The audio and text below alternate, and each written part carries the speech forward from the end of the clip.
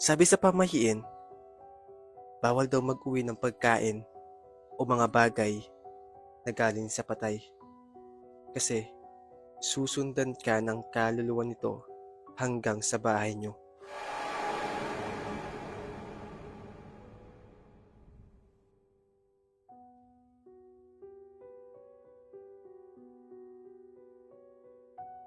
Kawawa naman si Bia.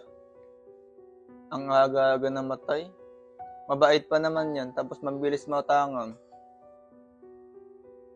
Ito po kape. Ay! Salamat po.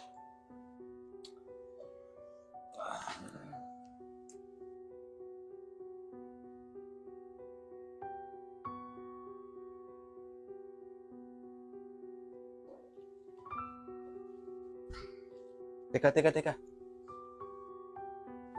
Pagka, ano